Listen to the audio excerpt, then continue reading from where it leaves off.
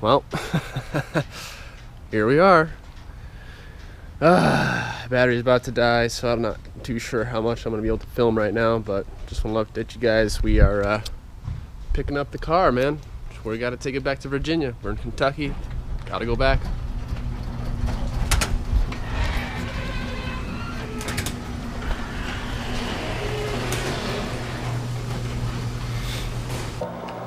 Yeah, we don't have Culver's. Is it Culver's? Yep. The root beer, by the way, freaking on point. Back at the hotel. It is 5:30 in the afternoon.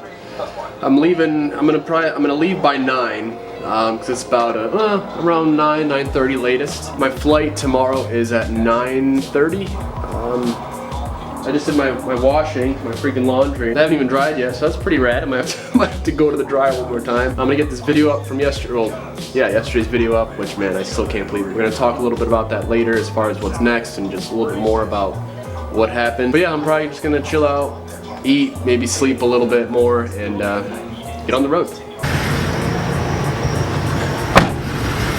Well, here we go, man. We're all loaded up. Like 9:20 right now. It's about a 7.5, 8-hour drive. Flight's at what, 9:40 tomorrow. Let's get it. I gotta get some gas. I actually gotta stop at Brad's house again, so I gotta drop off some oil because I didn't find the receipt until just now. So, you know, it's like 50 bucks. So I'm gonna go ahead and kind of drop that off, and I guess we'll get on the road. Freaking box truck, so unnecessary. There we are. 500. Come on. 524 miles. Let's get it. I mean, shoot. I'm ready to go. I overslept. I somehow missed my alarm. I overslept by an hour. Luckily, I freaking woke up though. I just woke up on my own. I was like, yeah, let me just check the time really quick. And somehow I slept in my alarm like 3 times. So, but we're good. We're back on the road. Let's do it, man. And we'll talk about this S14 and I guess kind of what's next. So, stay tuned. First off, you guys in the live stream want to say what's up to the vlog right quick. You guys want to spam the comments just real quick so I can show the vlog some major love. Yes, there we are. Yeah, the homies. Woohoo! All right, guys. So we're currently on the road, live streaming. If you guys are watching this live stream, shout out. You guys are freaking rad. I have no idea where we are. Somewhere in West Virginia. Damn, she was thirsty. This thing literally had no fuel in it, like 0. I was running on empty for 20 miles. I don't know how I even made it here. I went to the first 2 gas stations and they were closed. If you guys are on the live stream, you guys would have seen the whole thing. But we're here, it's just after 3 in the morning. Not really too sure how long I got left, probably at least like 3 hours or so. Yeah, I mean, let's just get to it, man. I really don't really have too much time to chill out. It's just kind of a thing where we just have to get going and keep on moving, man. So all's good so far. I actually just went and picked up some snacks because there's no food open anywhere at this time of the night. Got me some breakfast, a little brown sugar cinnamon Pop-Tart, and a little berries and cheese Danish, little dab. And then you just gotta, you know, the old double shot. Yeah, that gas situation was bad, like really bad.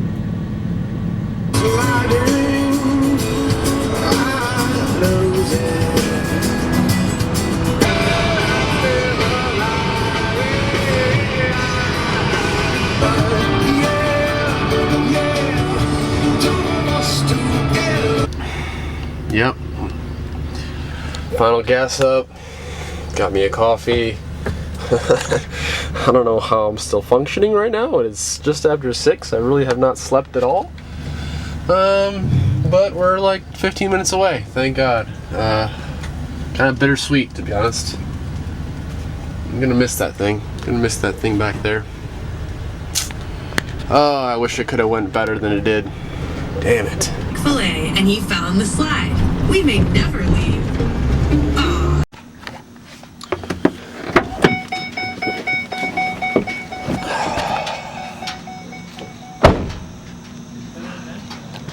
Say what now? I said it's been an adventure. I bet you're ready to go. It's been such a crazy journey. We out here.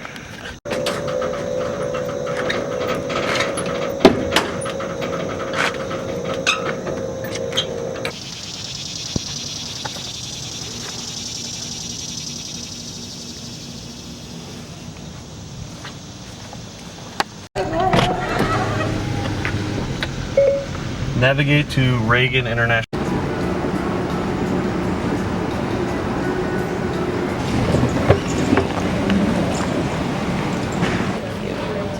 Thank you. Yeah.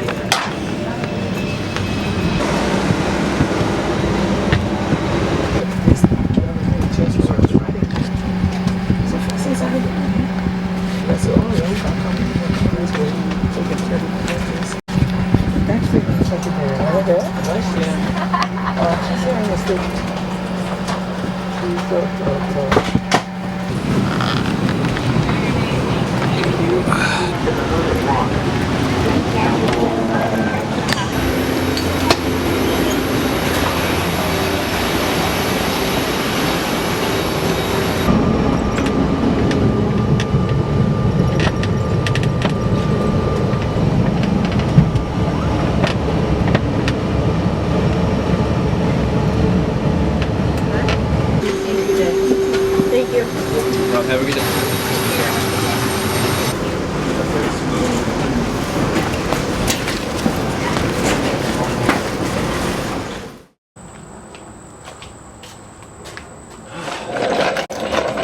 Okay, well, I really have no idea how I'm still awake.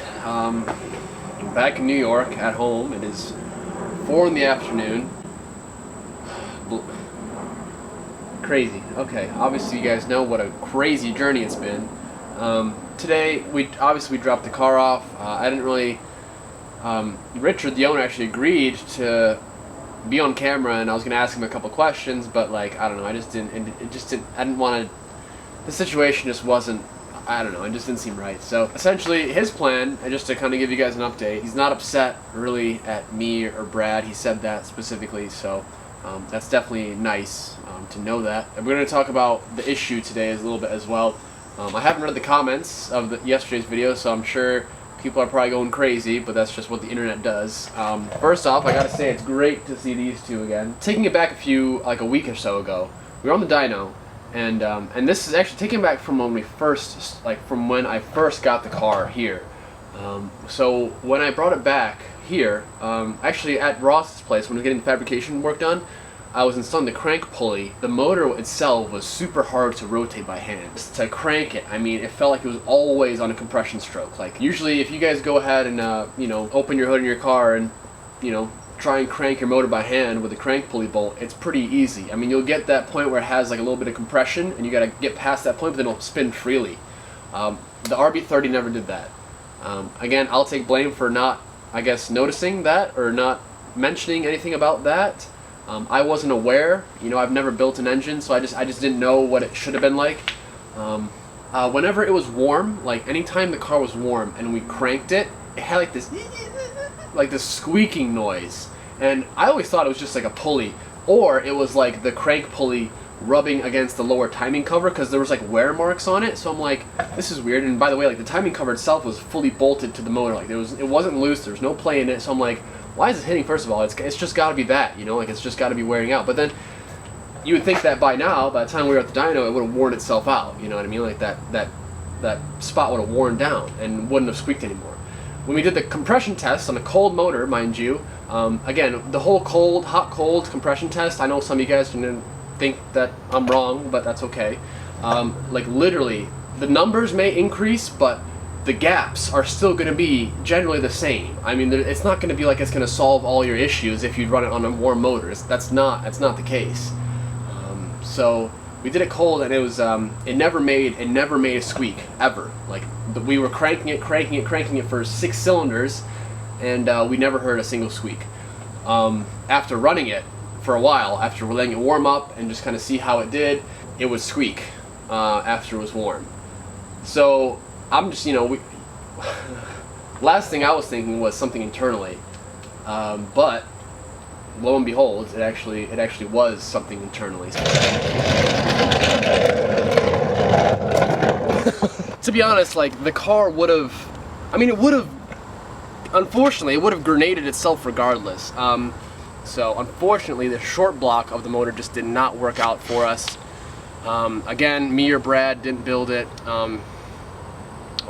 We wish we did. At least Brad is just like a legend when it comes to building RBs. He's done I think like 10 or 15 RB builds, and none of them have grenaded. And his break-in process, mind you, is build it and toss on the dyno, like get right into full sends. Like that's what I always thought.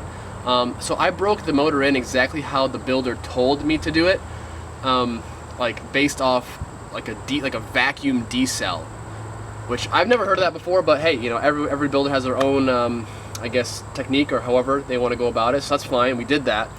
So we did it. You know what I mean? Like we exactly did what he wanted us to do. We started at 1,000 engine decel, 2,000 engine decel, 3,000 engine decel, 4,000 engine decel.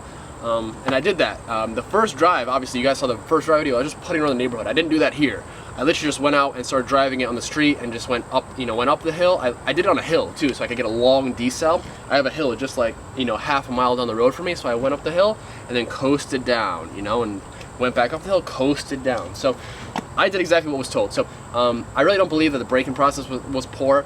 Again, going back to the oil, yes, it was super, like, it was filled with bearing material, so that wasn't good, obviously. But then again, you know, it's one of those things that if it was going to happen, it was going to happen regardless. So, you know, again, if it happened on the 30 psi E85 pull, we would have had a rod probably in the ceiling of the shop, you know, and that would not have been ideal. I mean, when we saw the material in the oil, I mean,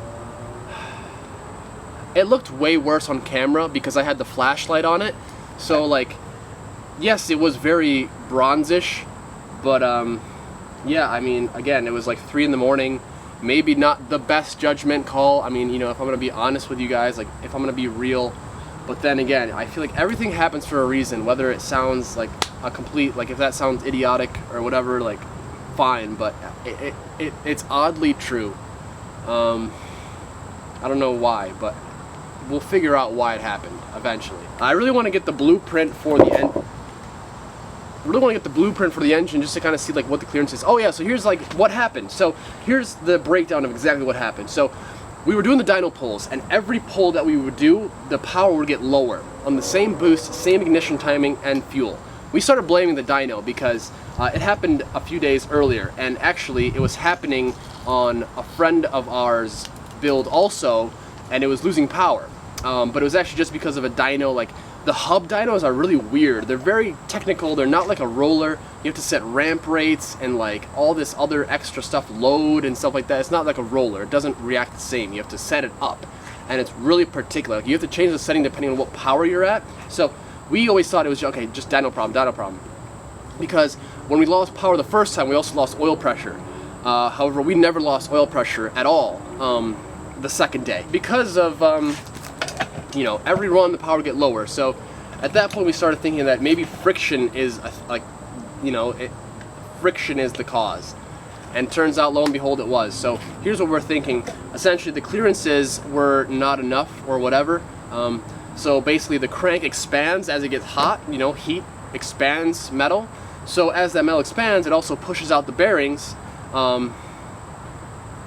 It's just, you know, I'm not an engine builder, so I don't really want to talk too much about the subject because I'm not professional, and I just want to kind of give you guys a general idea as to what happened. So essentially, the bearing, it just got too tight in there, and it just started chewing away at it, and it's obviously been doing that since like day one, because I remember the squeaking has always been happening, like always been happening, and as I mentioned, the block was always super hard to turn. So it seems like it's just always been slowly eating away at it, which really bugs me. It's really unfortunate that the long block just didn't work out, because everything else in the car is freaking mint. I mean, like, obviously the last thing we, like, either of us wanted was the damn thing going on the dyno. And, you know, I'm being real with you guys. You know, I don't know, you guys are probably gonna hate on me hardcore. That's fine, you know, go for it. You know, do what you guys want to do, but I just want to let you guys know that our goal was never to hurt it. So that's kind of what happened. It didn't spin the bearing yet, however, it's on its way, as you guys heard from the video. And actually now, when the car is running, like when it's on, you can hear like that shock board, like scratching, squeaking noise. I'll maybe bring a clip back from the previous video so you guys can hear it.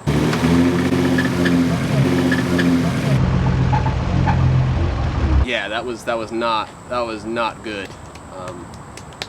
Oil pressure is still phenomenal though, like it's still holding, so the bearing hasn't spun yet, but clearly she's not happy. Yeah, you know, here we go. You guys can go ahead and comment whatever you guys want to comment. Throw assumptions out there, go for it, see if I care. But I'm telling you guys exactly what happened, and it would have blown up regardless. We got through pump gas fine. Like, we thought okay, all was cool. It was making power always at the top, sounding great, really awesome. We thought we were in clear water. Put the 85 and just started revving a few times, and that's where kind of chaos went. It just went really bad. So yeah, it's just kind of a quick recap as to what happened.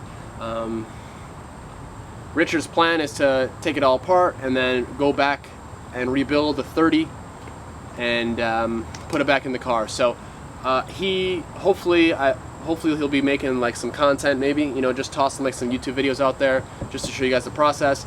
But I just want to give you guys an update as far as like what happened, and I guess if you guys have any more questions, just drop them in the comments below, and I'll try to answer them for you. As long as you guys just, you know, I won't reply if you guys are being rude or, you know, whatever. I have some kind of big plans for my cars here, so we'll probably make the ideas that I got here in the next video. If you guys could go ahead and grab a poster, man. Our goal right now is to sell 500. We're at about like 35. If we sell 500, we are building an absolute monster of an engine, and I cannot wait to show you. I mean, if we sell more than that, then we can build an even better engine that I have my eyes set on, but we'll talk about that in the next one. If you guys were on the live stream yesterday or last night, you guys would know exactly what I'm talking about. But alright, that's going to be enough. I've probably been talking way too long. Just wanted to update you guys on the motor. That motor has been sketchy the whole time. In the back of my head, I was never confident in it, and as much as I wanted to be, the whole blow-by thing really blew my mind. Like, it should not have blow-by at idle, like none at all. This thing just like puffs smoke constantly out of the valve covers. My RB20 doesn't, like, at full boost at like 18-19 pounds, never fills a drop of oil in the catch can, ever. Doesn't smoke, nothing. Brad's bone stock RB26 S14 that makes 600 wheel horsepower doesn't push a bit of blow-by out the motor. The RB25 Skyline that was just built made 460 wheel on E85, 24 pounds of boost or something like that. Doesn't even have a catch can. Like, there's nothing even hooked up to it. The ports on the valve cover are just open. There's no blow-by. You know, that's how it should be, you know, let alone a freshly built motor. I mean, personally, I just don't think it should have any blow-by. I just don't see how that's a thing. But, you know, maybe it could be. I don't know. I just personally don't understand it. But, alright guys, that's going to be it. Hopefully you guys enjoyed. If you guys could please go ahead and grab a poster, it would really help me out, and we're going to be able to create some freaking awesome content. So, thank you guys for watching. I really do appreciate it. Have a good night, and we'll be back on the content grind here very shortly. I need like a little bit of, maybe like a day off, to be honest, so please excuse that. That's just been a constant grind lately, so we'll get back up on the horse here shortly. Buy a poster, subscribe, and I'll catch you guys in the next one.